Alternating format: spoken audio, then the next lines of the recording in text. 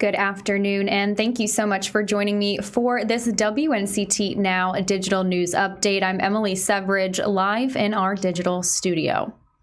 Today, we remember the fallen and those who sacrificed their lives in the terrorist attack of 2001.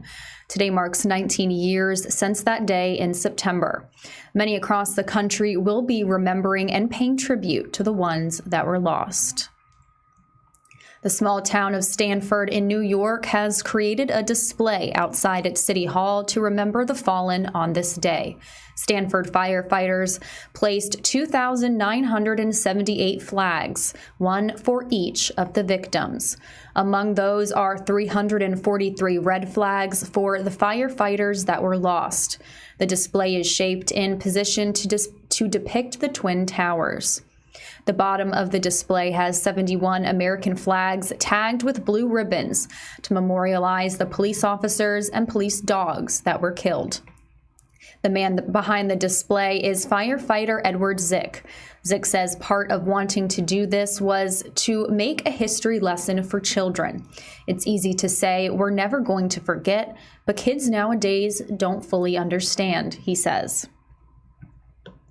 Members of Congress and legislative officials gathered on the steps of the Capitol for an observance earlier this morning. There will be many 9/11 remembrances happening today across the country. If you're unable to attend an event in person, WNCT will be live streaming September 11th anniversary coverage on our website all day. We have some weather for your Friday heading into the weekend. First Alert meteorologist Jenna Jordan has that forecast for us.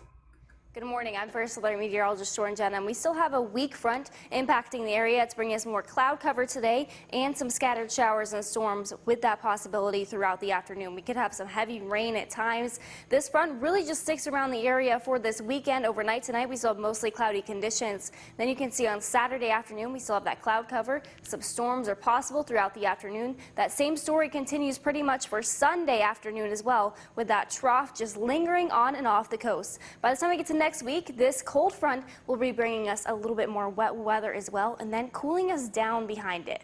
Let's do a quick tropical update outside. Today we're paying attention to the Atlantic, and again, it's peak hurricane season right in the middle of September, so we're really seeing the Atlantic bubble up right now. You can see Paulette, Renee, those both are going to have that westward movement. There's another system we're paying attention to right now that's expected to move closer to Florida and then into the Gulf. Let's check out the tracks of Paulette and Renee right now. So they look like they're going to make a sharp turn with that cold front that's impacting us next week. Again, these are still 2 weeks away, so it's something we're going to continue to monitor. You can download your free First Alert weather app. We will always have additional details on this app of the tropics and the forecasts every day. Here's your boating forecast. So we do have 3 to 5 feet for the oceans with a small craft advisory in effect. You want to make sure you use caution with a high rip risk. There's 1 foot for the sounds and flat for the lakes and rivers. We have mostly cloudy conditions today, and storms are likely with temperatures in the mid-80s. For tonight, isolated storms are still possible, mainly cloud cover overnight tonight with temperatures in the 70s.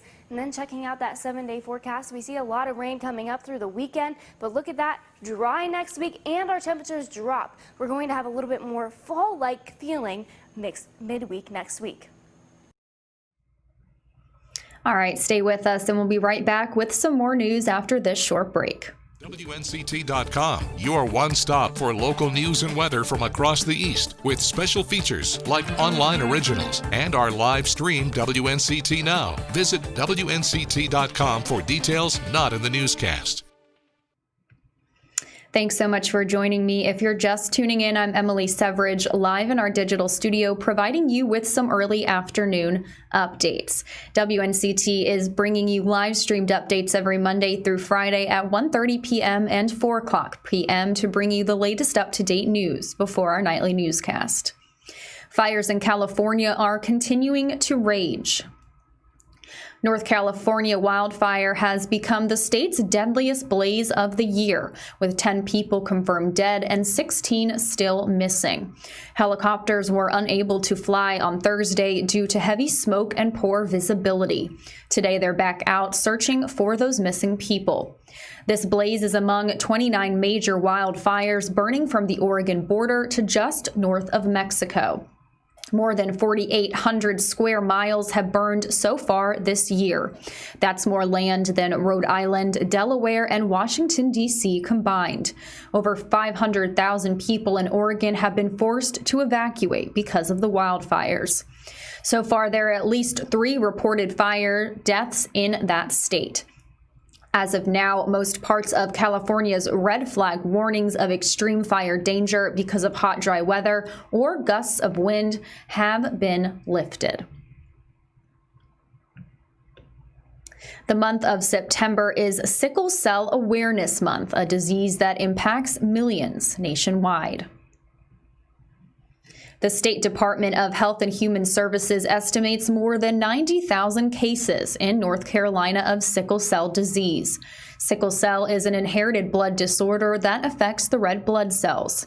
Sickle cell creates crescent-shaped blood cells that make it difficult to pass through small blood vessels. Those living with the disease experience pain throughout their body on a daily basis, low oxygen levels, and fatigue. It's most commonly found in people of African descent. Dr. Fu with ECU's Brody School of Medicine is working to fight stigmas and myths about the disease and bring more awareness to people in this country.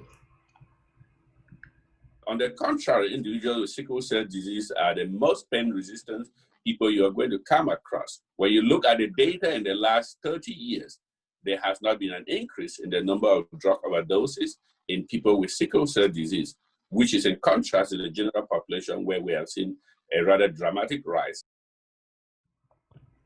East Carolina has dedicated programs for sickle cell research, therapy, and creating a community of people with the disease that allows them to interact with others living with the same disease. For more on this story, you can check out WNCT.com. This wraps up this WNCT Now update. I'll be back again at 4 with another update for you before our broadcast. Thanks so much for watching.